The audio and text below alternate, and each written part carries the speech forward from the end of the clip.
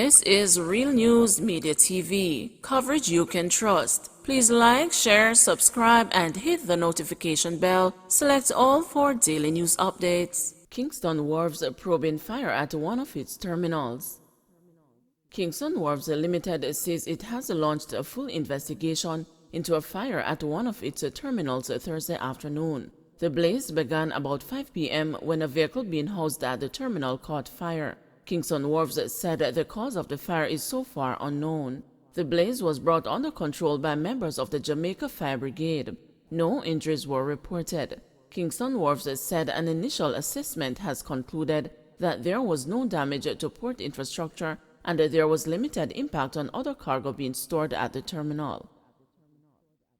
St. Mary sees a massive rise in murders. St. Mary has seen a massive jump in murders, recording 15 homicides since the start of the year, compared to one in the corresponding period in 2021. The police gave an update on the crime situation in the parish during Thursday's municipal corporation meeting. Deputy Superintendent of Police Joseph Foster, Commander for Zone 4 of the St. Mary Police Division, said 8 of the 15 murders so far this year have been cleared. But he noted that several of the incidents stemmed from simple disputes, with one death in particular being the result of an argument over a parking spot. These incidents, he said, highlight the need for residents to learn and utilize alternative dispute resolution to settle disagreements. While the murder figure is concerning, DSP Foster said there is a decline in other crimes, including robberies. There have been 5 such cases since the start of the year, compared to 7 in the corresponding period last year. Many of the robberies have been committed on people leaving financial institutions, especially in Ochirio St. Anne. The policeman noted that the victims were pounced upon by men on motorcycles, so he warned the citizens to be very vigilant when leaving banks. Last year this time, 1 murder would have committed in the parish from January 1 to today's date, which was cleared. For 2022, 15 murders, 15 in St. Mary, 8 of which have been cleared so far. And we see where some of these murders emanates from some simple dispute over a parking spot. We have to find ways. Which area was that? One in Cape Clear and one in Castleton. One in School Hill. So we have a challenge as it relates to dispute resolution. Robberies, 5 so far this year, 3 have been cleared. Corresponding period 7 with 3 cleared. But I must pause here to highlight something that we note about the robberies. Some of the robberies are persons leaving financial institutions, especially in Otrios, and they are pounced upon by men on motorcycles. So we have to be very vigilant out there whilst conducting business transactions at financial institutions. The trend is 2 men on motorcycles. Hanover police launch a manhunt for armed robbers. The Hanover police have launched a manhunt for 2 armed men who carried out a robbery at a supermarket on Thursday morning. The 2 suspects entered the Vivi supermarket in Orange Bay about 11 o'clock and pretended to be customers. The men robbed the business of more than $300,000 in cash. They also stole a quantity of liquor before escaping on a motorcycle. Clarendon police monitoring Hayesfield after last week's deadly shooting. The Clarendon police say they will be keeping a close watch on the Hayesfield community, where an 8-year-old boy was killed and his father wounded last week. The police held a meeting with the residents on Thursday. Deputy Superintendent Anton Cardozo, operations officer for the Clarendon police, said the police want to prevent likely reprisals. We want the guns, the gangs, and the gunmen, and we will continue to conduct our operations whether the area is quiet or not, he declared. Though this community is no stranger to violence, and whenever we have instances like this, there's a potential for reprisals, counter-reprisals, and that is something that we want to prevent. So we are going to be in the community, and we have expressed this today, that we want the guns, the gangs, and the gunmen, and we will continue to conduct our operations, whether the area is quiet or not. So I'm putting out a warning today to criminals that we will be at you. We have some information, and we'll be at your doorsteps. And for other communities within Clarendon, even though at this time it may be peaceful, we know that there are things happening, and we will also be visiting you. Mom willing to forgive her son's killers. Mere days after her stepson, Dean Patrick Brooks, was shot to death in his district of Warsop, Trelawny, his stepmother, Clara Brooks, says that she is willing to forgive his killer. I want whoever shot Patrick to give up himself and turn to God. I grew Patrick from he was 2 months old. It was only when he reached age 18 that he learned that I was not his mother.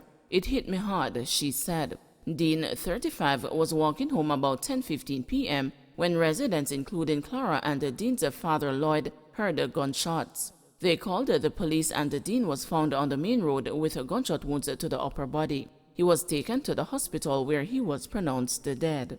Brooks, who describes herself as a woman of God, said she took Dean to church from he was a child, and while he didn't finish his studies at a Christian high school, he went straight into farming, planting mainly yam and vegetables.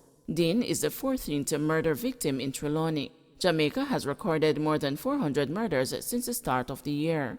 Lloyd was too distraught to speak to the news, but Dean's older sister, Carella Jones, told the news that she is still trying to process the murder. Patrick is a loving person. He is hardworking and always caring for his siblings. He doesn't smoke or drink. He is not talkative and has not a chick nor child, she said. Dean's younger sister, Danielle Denart, said that his death is having a terrible effect on her. I am weak and can't stand up, so I have not gone to work since Tuesday, she said, recalling the last time that they corresponded. I told him I was feeling down. We chatted for a long time. When we were finished, he sent me a voice note to cheer me up, she said sadly. Sergeant Wayne Wallace, who is in charge of community relations for the Jamaica Constabulary Force in Trelawny, said he visited the parents on Tuesday. All around it was gloomy faces walking around the yard. A group of us will be visiting again on Good Friday, Wallace said. IDT orders air traffic controllers not to take industrial action. The Industrial Disputes Tribunal has issued an order for air traffic controllers to refrain from taking industrial action. The dispute between the Jamaica Civil Aviation Authority and the Jamaica Traffic Controllers Association was referred to the tribunal by the Ministry of Labor. The air traffic controllers have been restive for several months over wage negotiations. They signaled last month that they were planning to take action following a request from the Ministry of Finance to remove some items from their wage claim. But the tribunal says such action should not take place. Rwanda's president calls for Africa-Caribbean to work more closely together. Rwandan President Paul Kagame has said it's time African countries and Caribbean nations like Jamaica begin working directly together instead of speaking to each other through intermediaries. Addressing a joint sitting of both houses of parliament on Thursday afternoon, Mr. Kagame said a recognition of Africa and the Caribbean's shared history should have practical, tangible effects. He noted that the countries belong to common international bodies such as the Commonwealth and the Association of African, Caribbean, and Pacific Nations, but its officials and citizens tend to only meet each other in foreign countries. It is high time for Africa and the Caribbean to work together in a direct and sustained manner, both through our representative regional organizations, CARICOM and the African Union, and Bilateral. The first Africa CARICOM summit last September was long overdue and must be built upon. There should also be direct people-to-people exchanges, particularly for the youth and entrepreneurs. As the newest member of the Commonwealth, Rwanda is proud to host the next Heads of Government meeting in Kigali in June this year. And I can't forget again, as mentioned earlier, to thank Jamaica for supporting Rwanda at the time of need. We hope to see strong representation from the Commonwealth Caribbean, and you will be welcomed home.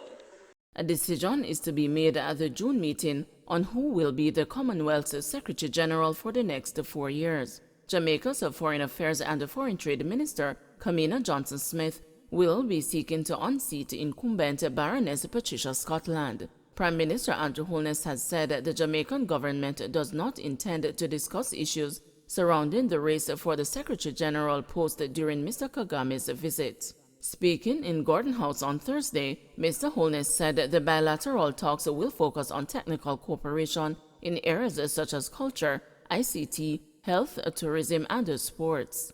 We are looking forward to advancing our economic relations through increased trade and investment prospects, particularly as it relates to logistics, special economic zones, agriculture, and manufacturing. I also welcome the other occasions and events during this visit that will allow for us to share views and opinions on a variety of global and local issues. Don't forget to like, share, subscribe, and hit the notification bell. Select all for daily news updates.